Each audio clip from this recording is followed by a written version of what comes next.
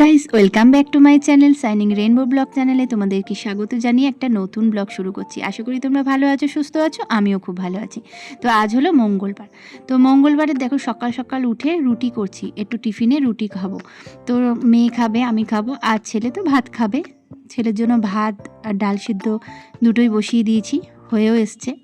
আর রুটিগুলো বেলে নিয়ে করব তরকারি, একটু তরকারি করব, কারণ কালকে আর ফ্রিজে দুধ ছিল না, আজকে দেখছি।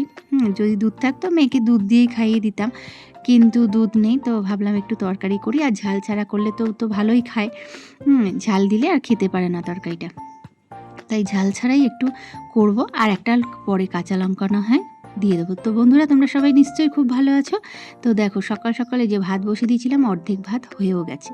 তো এদিকে ডাল সিদ্ধ হয়ে গেছে। আর আমার এই ডাল আর ভাত সকাল সকাল বসানোটা আমার একটা অভ্যাসে দাঁড়িয়ে গেছে। বাসি কাজ সেরে এসে আগে ডাল ভাত আমাকে বসাতেই হবে। তো তোমরা আমার ব্লগে তো দেখছো বন্ধুরা, তোমরা তো জানোই, যারা আমার প্রতিদিনের বন্ধু তারা তো অবশ্যই জানবে।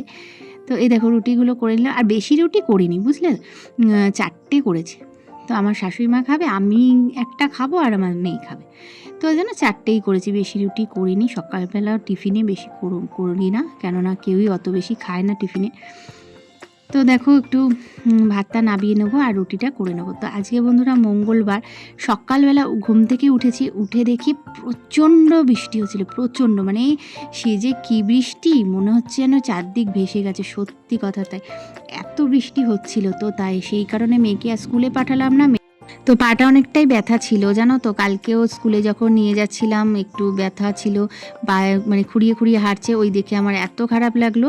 ওর বাবা বললো না আজকে একদম পাঠিও না, একদম ব্যথাটা সারুক ভালো মতো, তারপর পাঠিও। তাই জন্য আজকে পাঠাইনি। আর মাম্মা দেখো কি খুশি, ঠিক আছে, খাবো না, সব খুশি ওর থাকে, শুধু খাওয়াটার বেলা থাকে না। তো আমার হাজব্যান্ড বাড়ি চলে এসছে টিফিনে।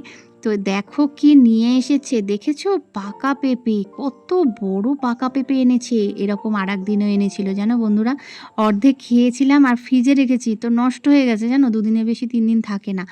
তো এত বড় পেঁপে কে খাবে, আমি সেটাই বলছিলাম আমার বরকে, যে এত বড় পেঁপে এনেছো কে খাবে। আর আমার মাম্মা বলছে আমি খেয়ে নেবো পুরোটা। যে হ্যাঁ, একটা টুকরো খেতে পারে না, পুরোটা খাবে। তো যাই হোক, ওর বেশ মিষ্টি মিষ্টি লেগেছে, একটু খেয়েছে, কিন্তু আমার ছেলে তো একদম মুখে দেয়নি। তো রুটি তরকারিটা অর্ধেক ফুরিয়েছে দেখো, তাই না করছে, কিন্তু আমি বলছি না খেতে হবে, একটু জোর করে খাওয়াই, একদম খেতে চায় না, জানো। তো বাবা এসেছে, মেয়ের ভীষণ আনন্দ। তো একটুখানি বাবার সাথে গল্প করে নিচ্ছে, গল্প না করলে খাওয়া হবে না। ফোন চাইছিল, আমি তো ফোনটা দিইনি, তাই বাবার সাথে গল্প করে করে টিফিনটা খেয়ে নিল। আর দেখো বন্ধুরা, এই যে পেঁপেটা আমার মা, শাশুড়ি মা কাটলো, তো অর্ধেক মানে ভাগযোগ করে খেলাম, একটু, অর্ধেকও না, অর্ধেকেরও কম, আর এতটা রয়েছে। এবার এটাকে কি করব, ফ্রিজেই তুলে রাখবো, আর কি করা যাবে, কাটা পেঁপে। আর এদিকে আমি বসেছি কাঁঠাল দানা ছাড়াতে। কাঁঠাল দানাগুলো এত জমে গেছে, বৃষ্টির জন্য রোদ্দুরও পাচ্ছে না, আর রোদ না পেলে জানোই তো কাঁঠাল দানা নষ্ট হয়ে যায়। তো মা বললো একটা কিছু করে ফেলো, নাহলে নষ্ট হয়ে যাবে দানাগুলো। তাই ভর্তা করব বলে ঠিক করেছি, পেঁয়াজ, কাঁচা লঙ্কা, এই শুকনো লঙ্কা আর রসুন ভাজা করে ভর্তা, হেভি টেস্ট, হেভি টেস্ট হয়েছে। তোর মেনুটা দেখাই চলো চলো চলো চলো। এই দেখো ভর্তা বানিয়েছি, কাঁঠাল দানার ভর্তা, ভীষণ সুন্দর হয়েছে। কে কে খাবে তাতেই চলে আসো, ঠিক আছে। ভীষণ ভীষণ সুন্দর হয়েছিল। আর তার সাথে করেছি আলু পোস্ত, আর ডাল করেছিলাম মুসুরির ডাল। তো সবার খাওয়া হয়েছে বলেই এরকম অর্ধেক দেখতে পাচ্ছ তোমরা।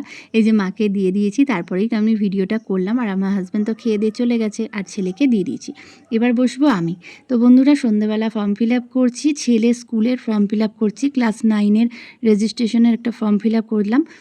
তো হয়ে গেছে ফর্ম ফিল আপ। তো রাতের মানে এই ভিডিওটা এই পর্যন্তই, আর কন্টিনিউ করলাম না। যদি ভালো লেগে থাকে লাইক কমেন্ট শেয়ার করো, দেখা হবে একটা নতুন ভিডিওর সাথে। টাটা।